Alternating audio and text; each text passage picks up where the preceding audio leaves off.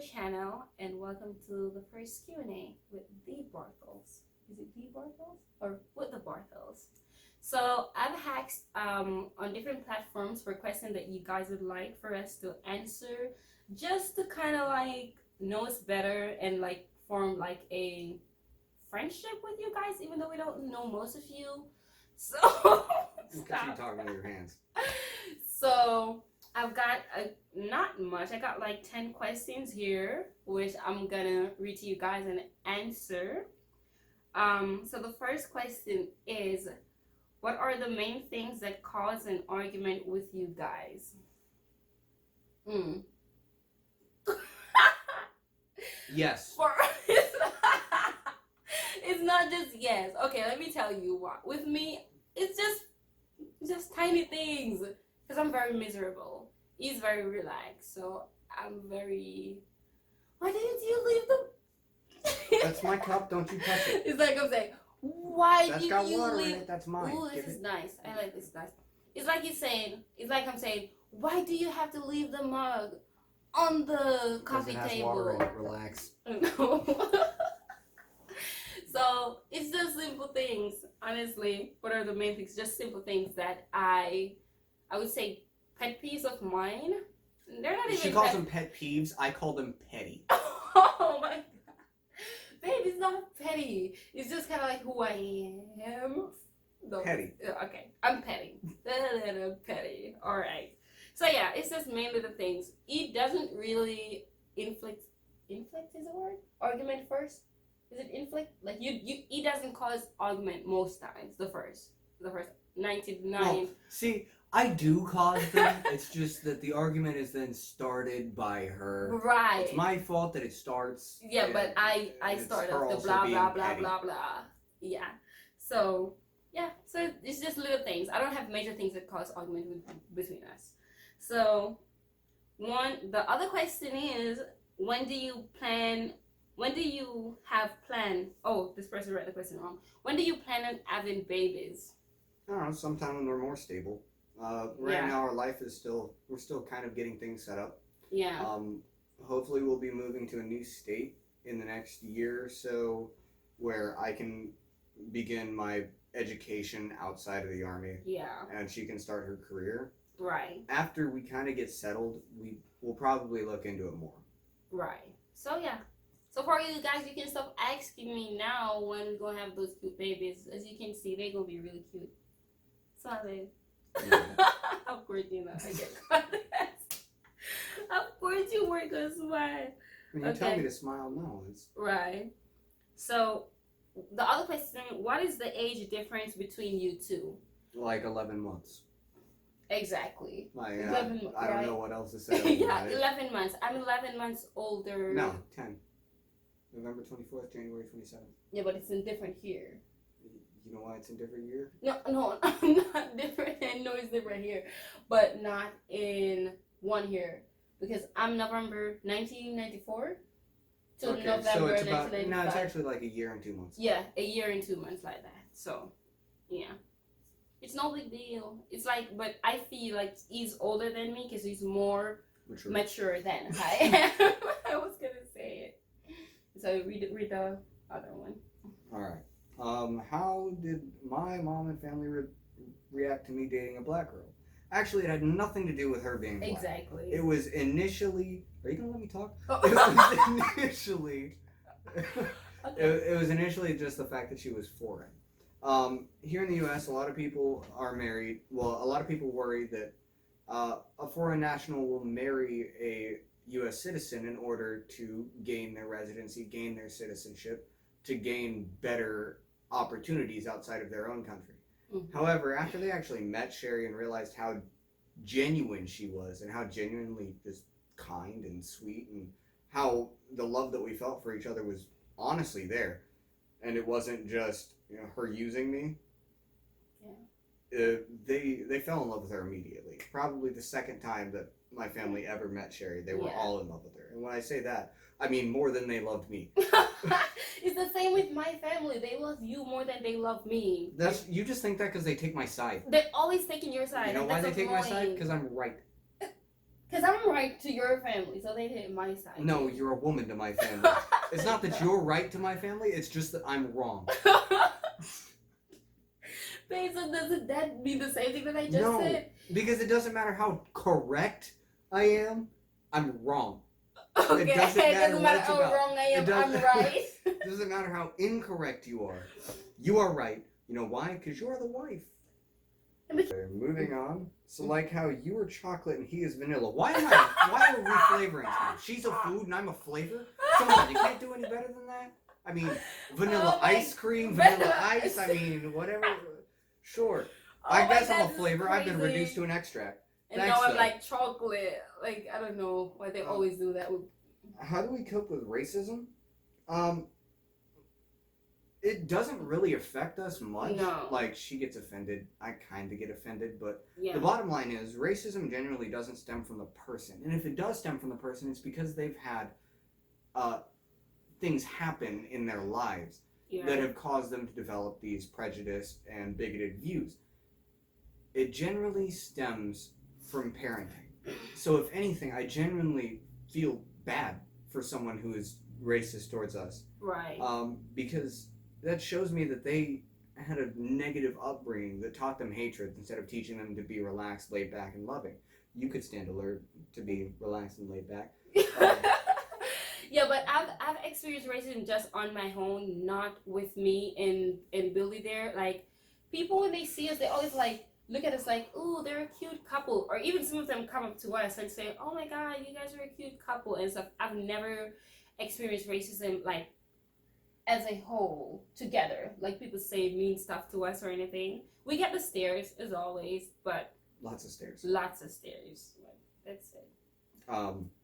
Yeah. And generally the people who come up to us are older people, so they have that mindset of, oh, this is kind of taboo. How did your families take it? Right. Like, our families took it just fine. Exactly. What else do you want? Exactly.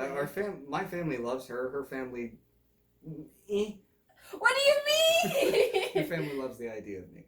Wait, stop. They haven't met me yet. Oh, I know they haven't met you, but you know they love you. Me. Okay, they love the idea of Billy because they haven't met him in person. Okay, so knowing that I'm a soldier, sadly I have to be away sometimes. Right. Sometimes for days on end. How do we cope with that? Does it somewhat affect our relationship? For me, it's more of a bittersweet because I just have this it's like I lost my sense of security when he's not here. I don't feel safe. And it's not that we live in a bad neighborhood. For me, it's like whenever he's not here, I don't feel safe. I'm kind of clingy, so I always like when he's around. And you just nod your head. But on the other hand, it's like when he's going to these field events and these training, it's like it makes me so proud because I'm like, yay, he's getting to go to a new place for one and see new stuff and meeting new people and all these things. So it's kind of like a yay, just make sure you come back home safe and all that stuff.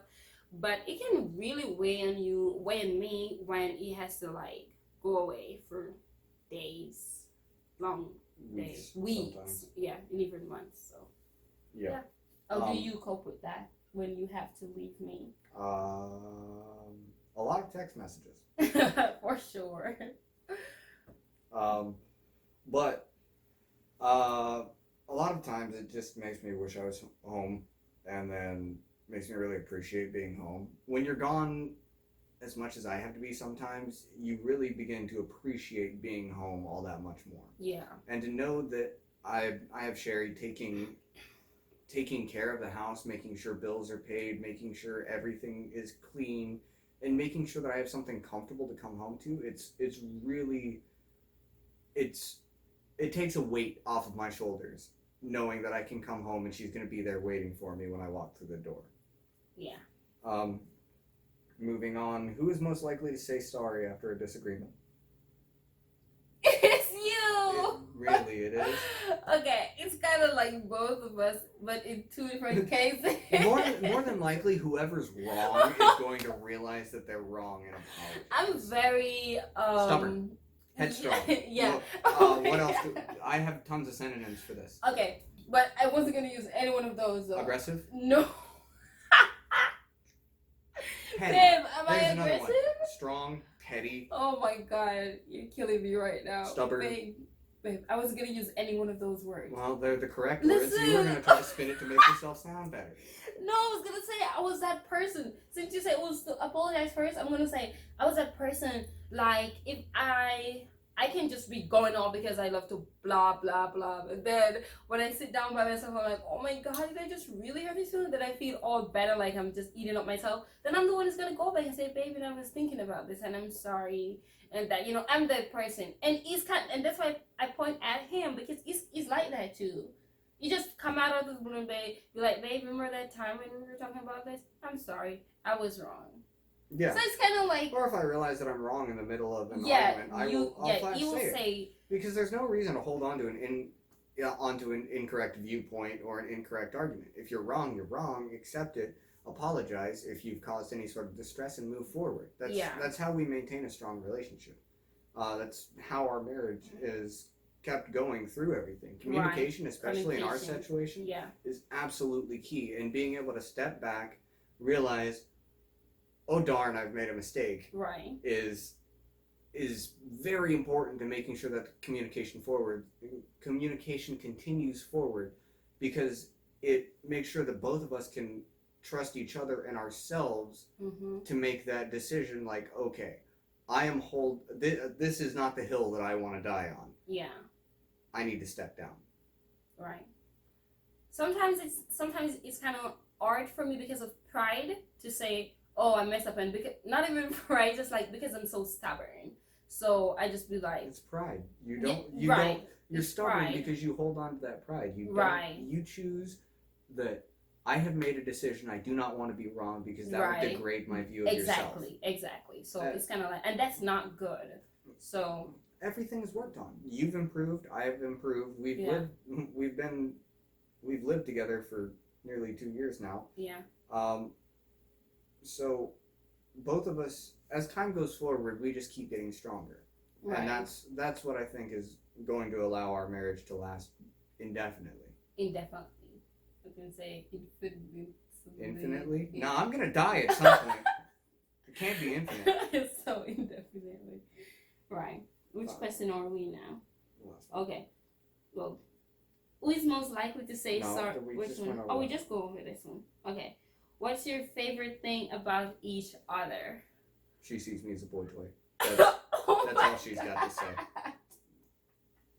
What do you mean I see you as a boy toy? Babe, explain. I'm her arm candy. That's her favorite thing about me. She'd be like, hey!